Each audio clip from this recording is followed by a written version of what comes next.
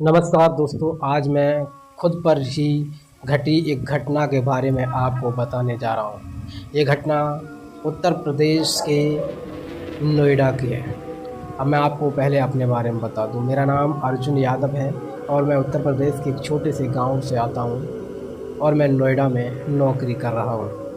दोस्तों, आज मैं उस कहानी के बारे में बताने जा रहा हूँ जो लोग कहते हैं कि आत्माएं नहीं होती।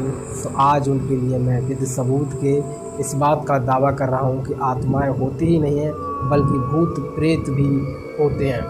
क्योंकि ये घटना आज की ही है जो मेरे साथ घटी है।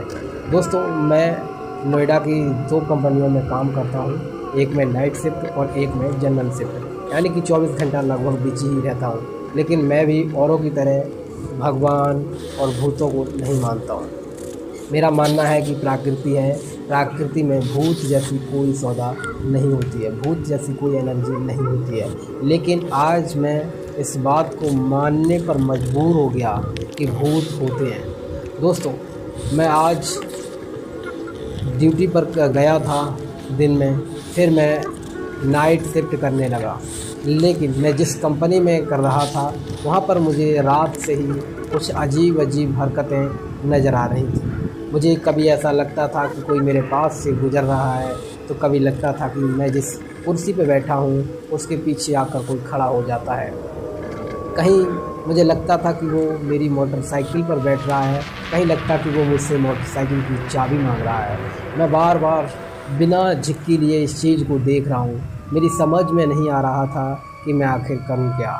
लेकिन मैं फिर भी हिम्मत जुटाता हूँ और मैं प्लांट के अंदर, यानी कि कंपनी के अंदर जहाँ मैं काम करता हूँ, वहाँ बैठा रहता हूँ। लेकिन रात के जब 2 बज जाते हैं तो मुझे नींद सताने लगती है।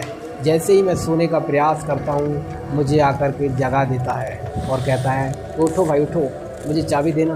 मैं एकदम से उठता हूँ तो देखता हूँ कि वहाँ पर कोई नहीं है। मुझे लगा शायद मेरे साथ वाला कोई लड़का मजाक कर रहा होगा, लेकिन मुझे कोई वहाँ पर नहीं मिला।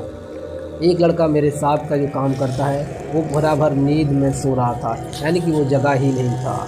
मैं जब थोड़ी देर बाद फिर से लेटा आकर के और फिर सोया तो मुझे लगा कि मेरी मोटरसाइकिल का कोई हॉर्न बजा रहा है। मैंने देखा तो मोटरसाइकिल की लाइट जल रही थी, चाबी मेरी जेब से गायब थी और हॉर्न बार बार बज रहा था। मैंने पास जाकर डराते हुए देखा तो लगा किसी ने मेरी मोटरसाइकिल चालू की है, लेकिन वो व्यक्ति है कौन, मैं ये ढूंढने में लग गया। मुझे लगा कि कोई मेरे साथ फिर मजाक करने के मूड में है, लेकिन अंदर से डर था।